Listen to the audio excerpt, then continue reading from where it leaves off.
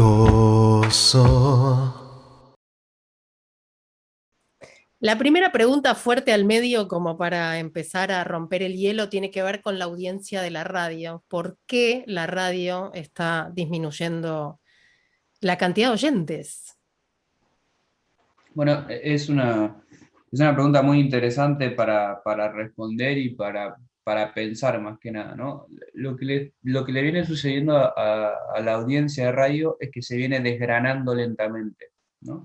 A diferencia de lo que por ahí sucedió hasta la pandemia con la televisión tradicional, la televisión abierta y la televisión, las señales de cable, y mucho más en el caso de la prensa gráfica. La radio viene perdiendo audiencia hace varios años, pero a ritmos menores, ¿sí? De manera más lenta. Se viene lo que se dice desgranando de a poquito esa audiencia.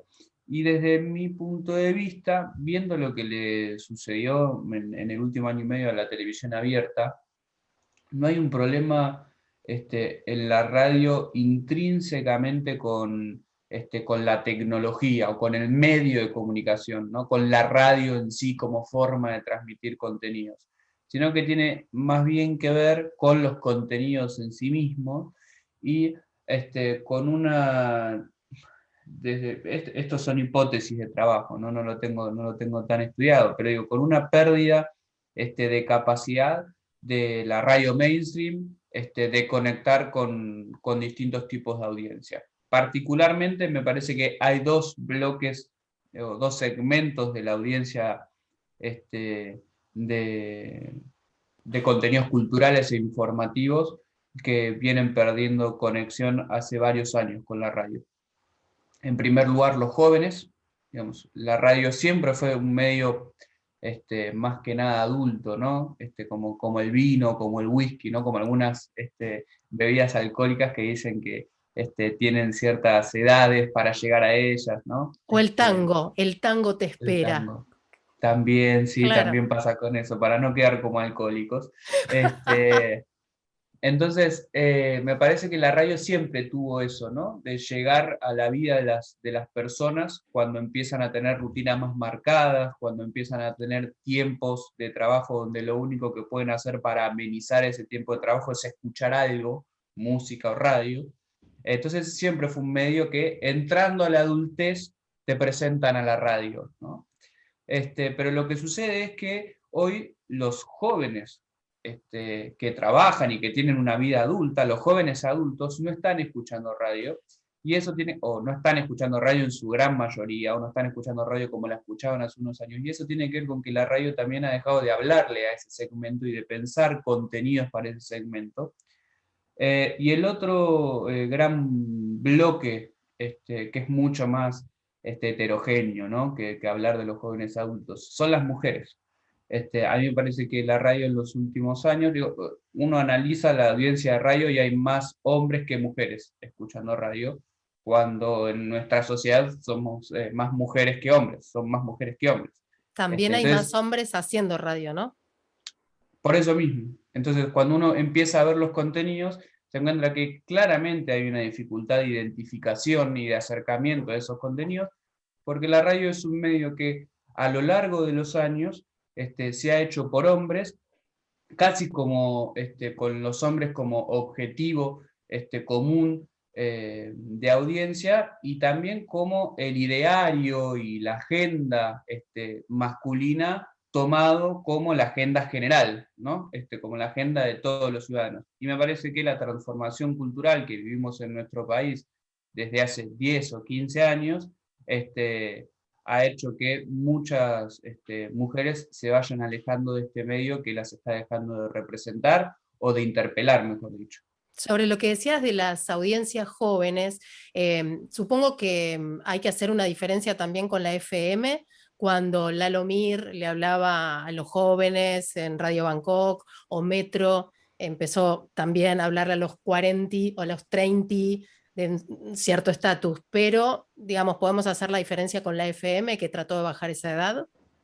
Sí, obviamente, a lo largo de los últimos 40 años, ¿sí? Digamos, desde el comienzo de la década de los 80 hasta hoy, la radio FM fue la herramienta más eficaz a partir de la segmentación de los contenidos y empezar a pensar los programas de radio para un nicho específico y no desde la programación generalista de la radio AM, que utilizó el medio para llegar a las audiencias jóvenes. Como bien vos decías, Rock and Pop fue uno de los primeros grandes ejemplos de eso. La Metro para mí fue el último gran ejemplo de medio tradicional que trató de interpelar a algún segmento específico de la audiencia joven.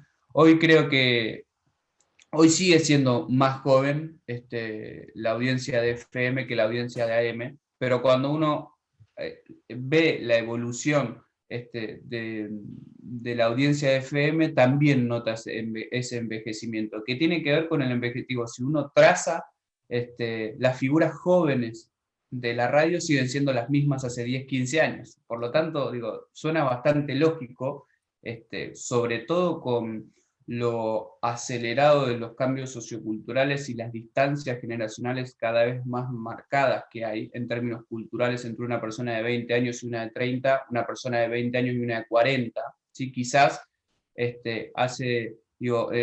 terminando el siglo XX, empezando los años 2000, las diferencias de referencias culturales no eran tan amplias entre una persona de 20, 25 años y una de 40 como lo son hoy, ¿no? Donde hay personas de 40 años que descubren a Elegante porque lo menciona la presidenta, cuando Elegante viene siendo una referencia, Elegante y otros tantos músicos vienen siendo una referencia subterránea o no tan subterránea del mundo digital para las personas jóvenes. Entonces me parece que hoy es como un error muy grande tratar de interpelar desde una persona de 40 años a una de 20, y eso es lo que sucede con la radio, por eso no conecta con ese segmento del joven adulto en la audiencia, porque no hay jóvenes adultos hablándole a los jóvenes adultos. Tenés razón, es decir, rapidísimo, la REA le hablaba al varón, pero también había segmentos humorísticos más, digamos, o para niños, o se trataba de llegar a toda la familia. Hoy está mucho más... sí, también la oferta cultural era otra, ¿no? Claro, Digamos, mucho menor. claro, en esa época de rapidísimo, digo, para encontrar una oferta quizás más, que pudiese llegar mejor a un público joven, era o alguna radio FM que estaba empezando o alguna revista. Digo, eran esos dos los únicos mundos donde podía encontrarse referencia del mundo por fuera del mainstream generalista que implicaban los medios tradicionales. Hoy, digo, los canales de divulgación de contenido están completamente dispersos. Podcast, vamos a hablar de podcast un poquito también. ¿Es radio? Pienso que es contenido radiofónico. No es radio, es esencialmente un contenido radiofónico, y digo esencialmente porque siempre tenemos excepciones, ¿no? Siempre hay experimentaciones, y sobre todo cuando hablamos de contenidos digitales hay hay muchos ejemplos que nos ponen ahí sobre los bordes, ¿viste? Para pensar, che, pero esto la verdad que no suena muy radiofónico.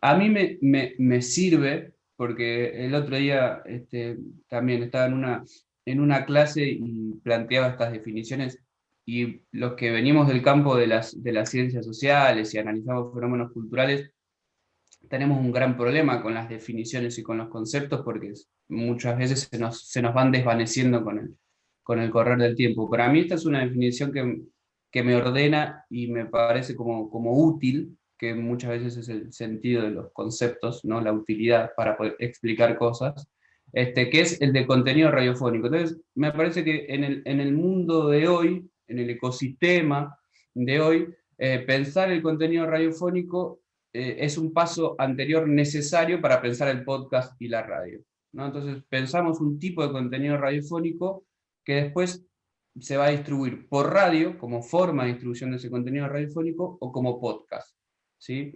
Y así como hace 20 años, si uno iba a hacer un programa para una FM o para una AM, tenía distintas formas o podía hacer distintas cosas con ese contenido. Digo, en FM se podía pasar más música o apuntar a un público más joven o hacerlo más distendido, en AM más formal, etcétera, etcétera.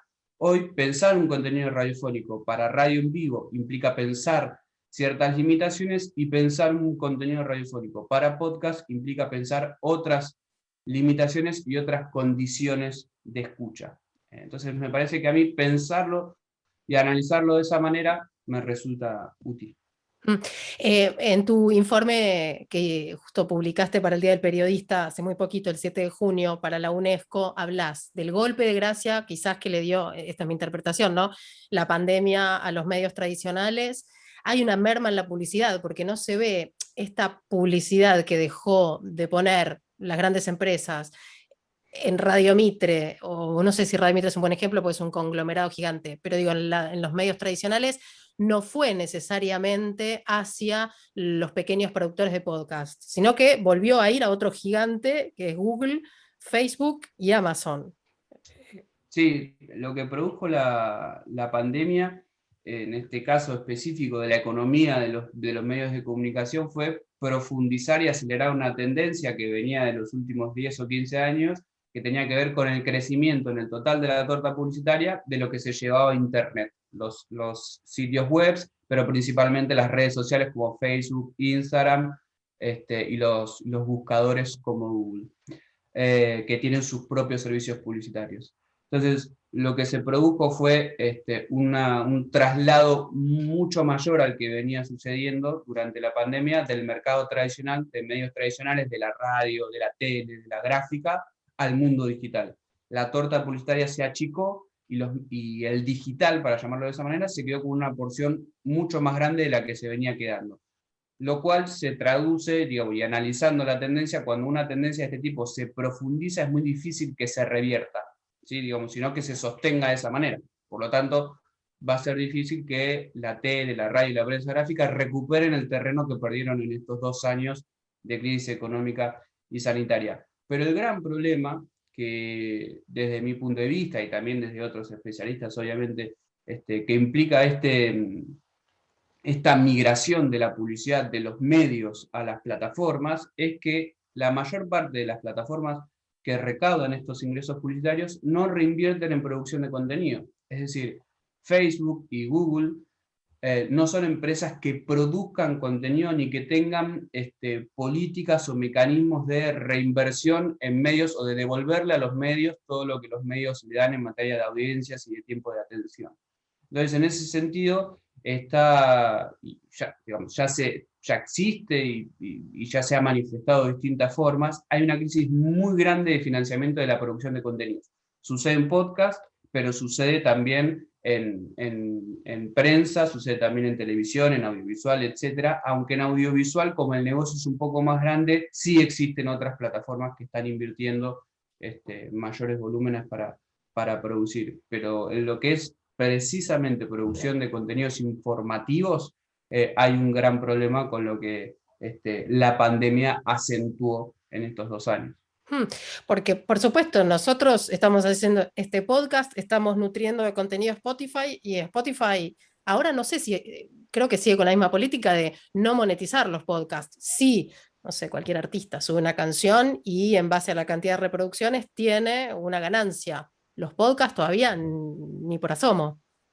No, exactamente, como decís, Spotify ha apostado por los podcasts justamente porque no existía, digamos, digamos, en el análisis de mercado que hizo Spotify en 2017, cuando decidió meterse en el mundo de los podcasts, encontraba que los productores de podcast necesitaban una plataforma mucho más transversal a todos los dispositivos y a todos los mercados potenciales para llegar a sus audiencias, que una plataforma exclusiva para escuchar podcast iba a ser muy difícil que hiciera crecer la escucha. Entonces dijo, bueno, yo les puedo dar a los productores esa plataforma a cambio de quedarme con el tiempo de atención de los usuarios y de comercializar yo mismo esos espacios sin darle nada a los productores.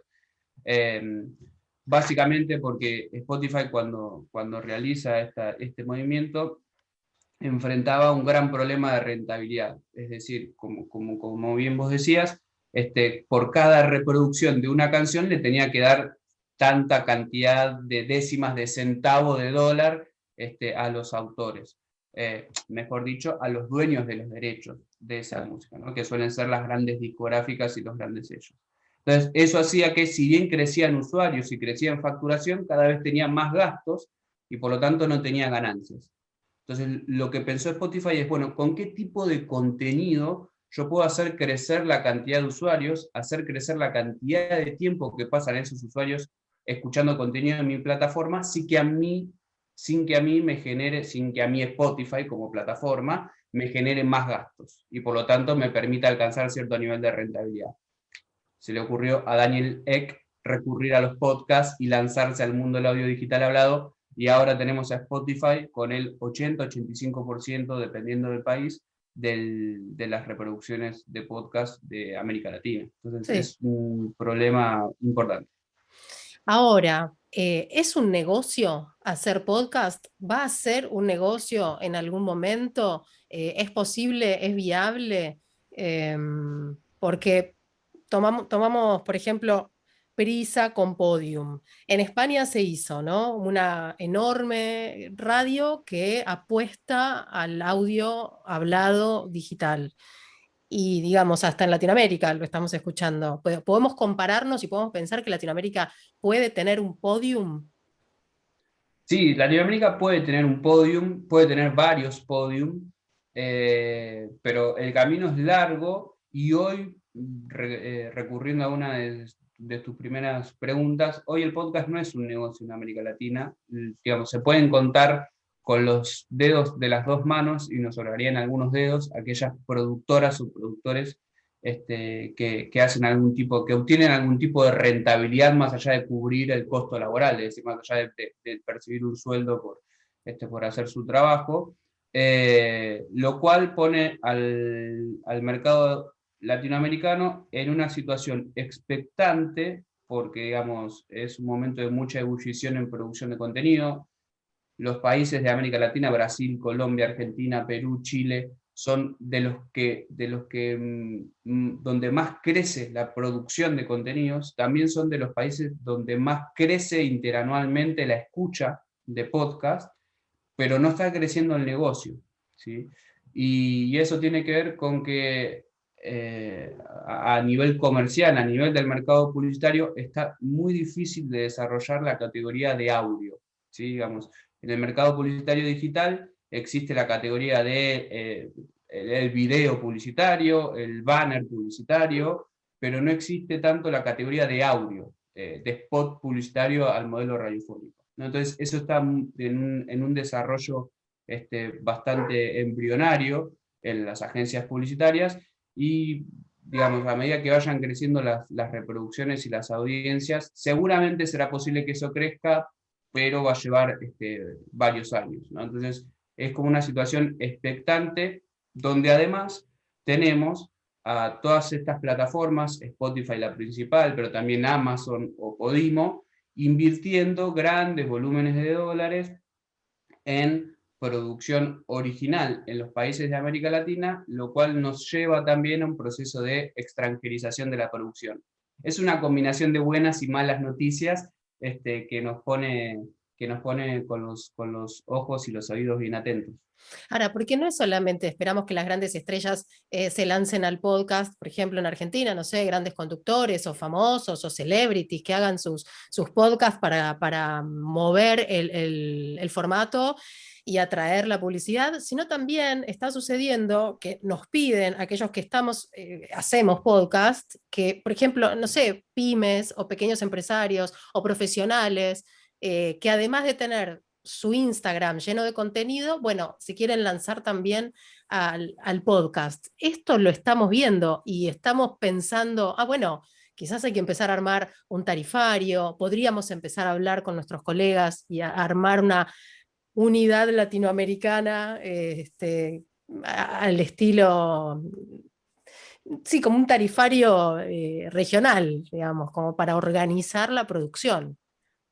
Sí, tal cual. Eso está sucediendo y es casi la principal fuente de ingresos del podcast, por lo menos en Argentina, ¿no? La prestación del servicio de producción y no tanto la venta publicitaria en un podcast de producción propia. Sí, digamos, muchos productores de podcast y productoras de podcast lo que hacen es financiar sus producciones por gusto, a través de ofrecer el servicio de producción a terceros, como puede ser, como bien decías vos, una marca, un empresario, algún ministerio o alguna oficina del Estado, digamos, pensar un podcast para alguien y que ese alguien lo pague, y a través de ese pago, de esa retribución, poder destinar algo de tiempo a una producción propia.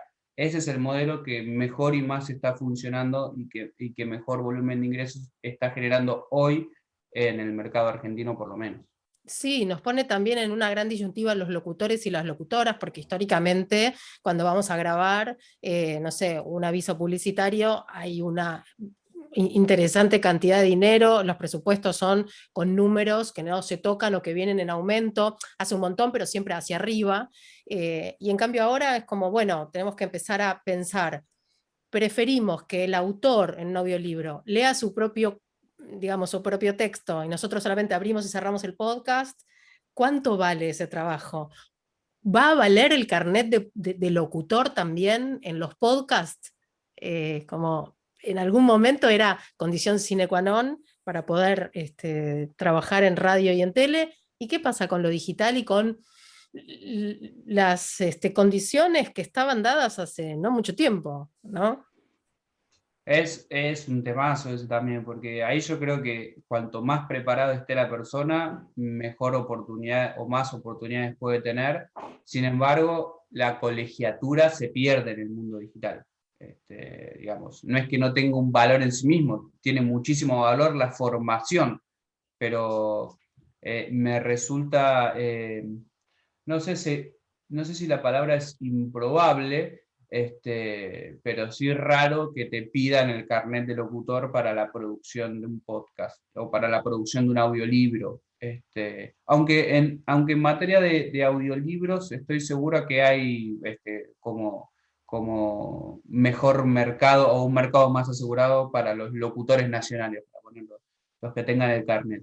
Sí, son Pero muchas horas de grabación, no cualquiera puede estar 8 o 9 horas grabando y que salga impecable. Al mismo claro. tiempo, también hay muchos autores que eligen leer sus propios libros y no es lo mismo escribirlo que leerlo.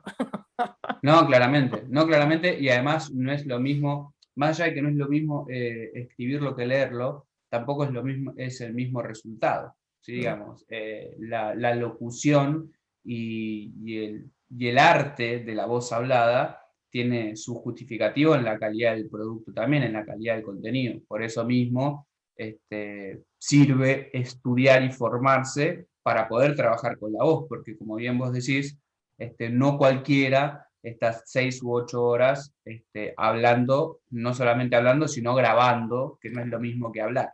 No, totalmente. De hecho, nunca vimos inscripciones tan nutridas en las escuelas de locución como estos años. Un poco los pibes vienen a buscar también, algunos escuchan radio y quieren trabajar en la rock and pop o en urbana, pero muchos también quieren mejorar lo que ya están haciendo en Twitch.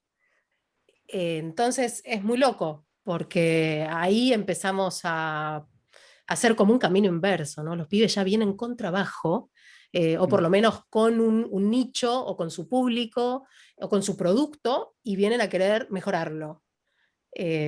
Y es interesante. Después, esto del agregado de la imagen, el podcast con imagen, o este contenido que podríamos estar transmitiéndolo también en un espacio de Twitter, por ejemplo, sin editar, ¿no? En vivo, como un mismo contenido puede abarcar distintas plataformas, o debe. Hay un meme muy divertido que es como una persona generando un solo contenido y repartiéndolos en las diferentes plataformas, porque es como un poco, hay que estar en todos lados, estamos muy precarizados, no sé si hemos elegido el mejor camino, comunicadores en este momento.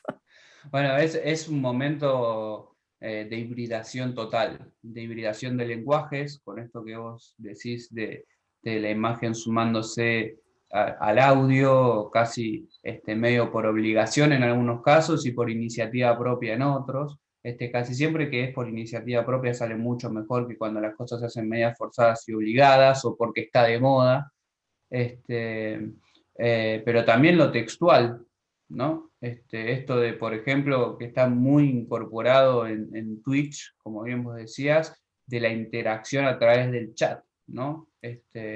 Casi como que es admirable la capacidad de esos pibes y pibas que están en esa plataforma de no solamente estar produciendo contenido, que es un contenido que tiene una estética completamente diferente a lo que estamos acostumbrados a consumir de manera audiovisual, los millennials, para llamarnos de alguna forma a los que tenemos 30, 35 años, que venimos del mundo de la tele, ¿sí? donde consumíamos a través de la tele. Digo, primero fueron los youtubers y ahora en Twitch hay una estética completamente diferente, hay una hibridación de lenguaje, formatos y plataformas que es asombrosa, y eso también se replica en la radio y en los medios tradicionales en general, y para mí implica un cambio de paradigma en los últimos años, que tiene que ver, por ejemplo, en la radio, con que, bueno, hace 20 años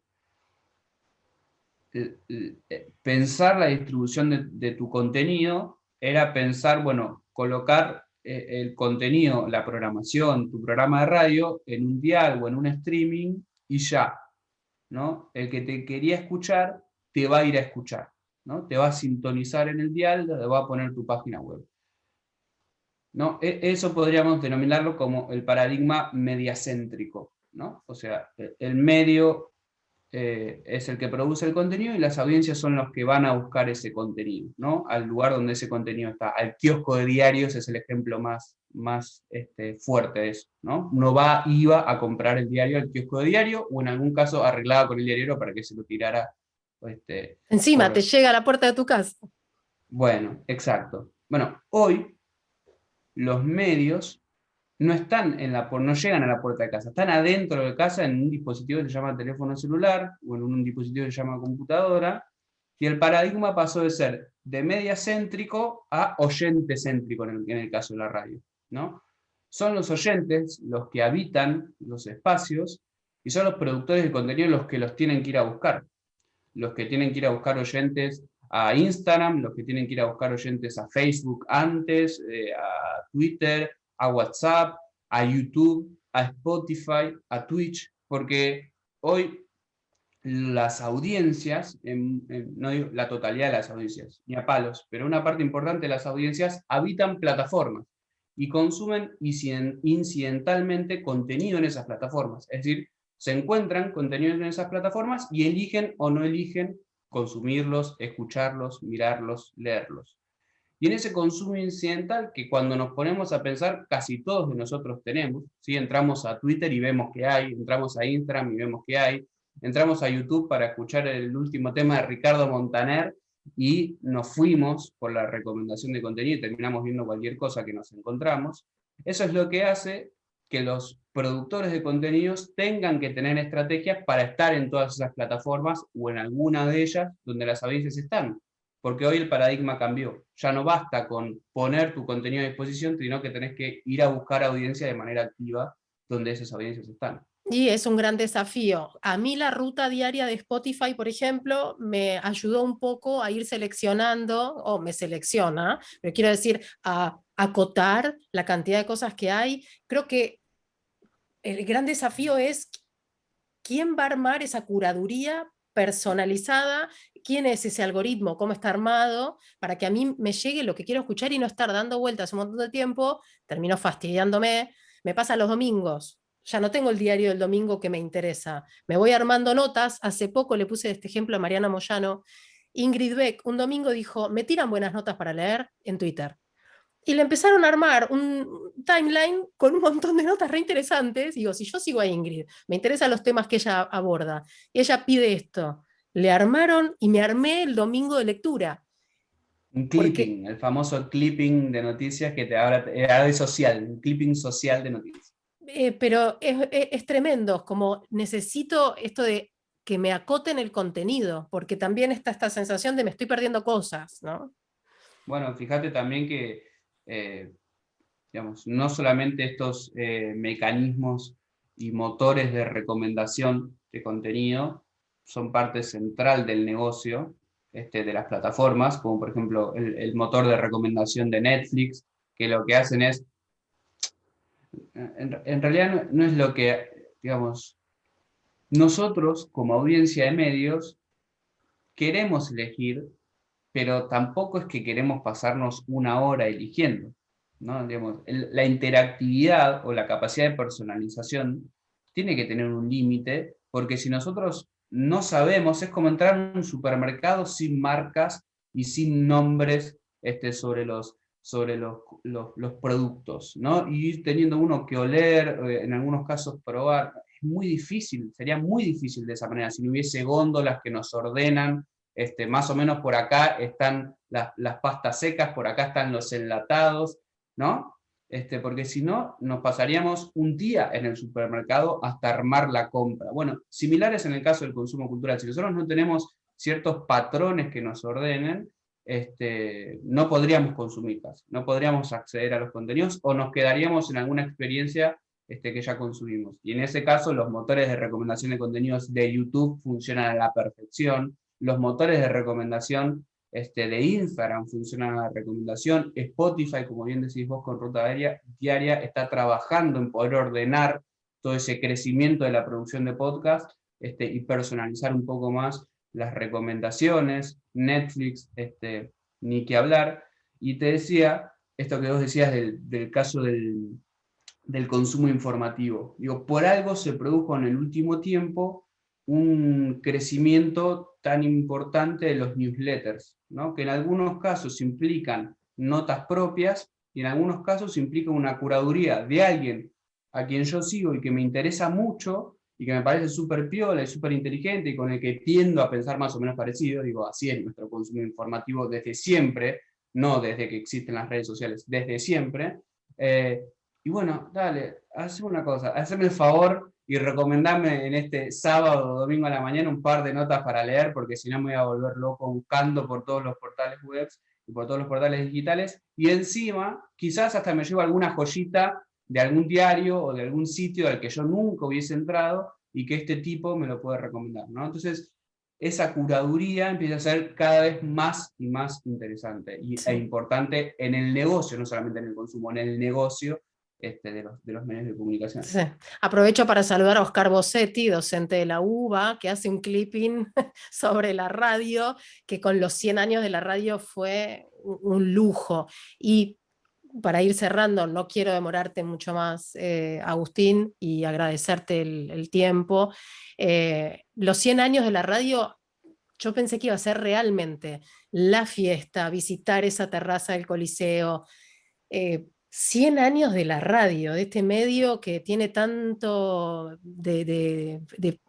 una cosa tan entre nostálgica.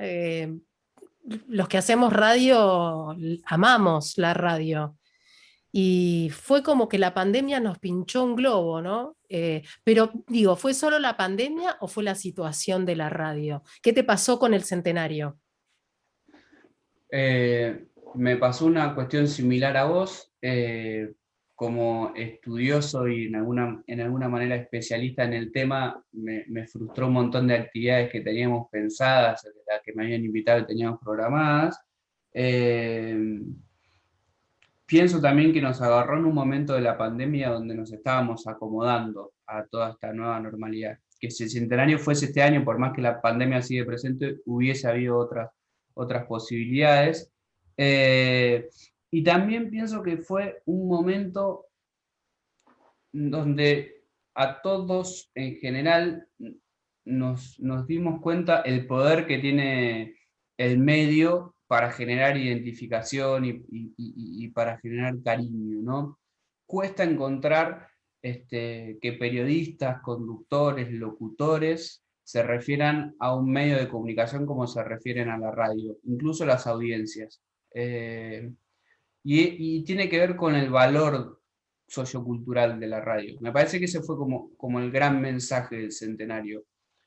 Todos hablando bien de la radio, todos emocionándose en el momento de hablar de la radio, porque hacer radio es hermoso, porque entrar a un estudio de radio es hermoso, que se prenda esa lucecita y meterse en un mundo de una conexión imaginaria con una comunidad de oyentes que también es imaginaria, pero que se siente parte de una comunidad, ¿no? y del oyente que genera un grado de identificación y de amistad, la construcción de un vínculo muy fuerte, quizás ya no tanto con su emisora de radio, sino con algunos conductores o algunas personas que están del otro lado del micrófono. Me parece que los 100 años nos mostraron esa fuerza, ¿no?, que tiene el medio, que también es una de las claves de que este desgranamiento sea tan lento y que tenga tantas posibilidades de revertirlo y de transformarse en otros formatos. Por otro lado, también me parece que esto, en algún punto también extendió o aplazó el festejo de los 100 años, ¿no? Yo todavía tengo la esperanza de cuando volvamos a cierto nivel de normalidad, con la posibilidad de producir eventos y esas cosas, tengamos alguna reivindicación para celebrarnos. Pero también me parece que fue una muy buena razón y un buen motivo para pensar, no sé si los 100 años que vienen, pero sí los 10 o 15 años, ¿no? Y cuánto tiene esa historia de resiliencia del medio y de adaptación del medio a distintos contextos sociotecnológicos tienen para pensar ese futuro, ¿no? Y que, por ejemplo, vamos a ponerlo entre comillas, vamos a ser grandilocuentes, esta revolución del podcast, lo que hace no es más que recuperar muchas formas de hacer radio que se perdieron en el tiempo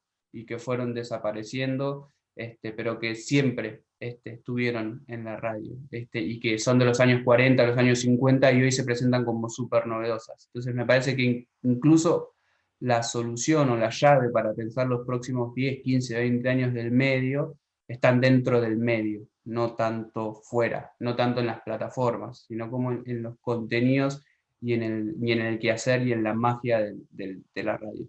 Me gusta el final esperanzador, el final arriba. Vamos todavía. Gracias, Agustín, por este rato. Un lujo, la verdad, que te hayas hecho este espacio para charlar con vos y Coso. Gracias. Bueno, muchísimas gracias a vos, Belén, por la invitación. Un gran lujo y honor para mí también. Esperemos que se repita pronto. Claro que sí. Un beso enorme, Agus. Que tengas un lindo día. Saludos.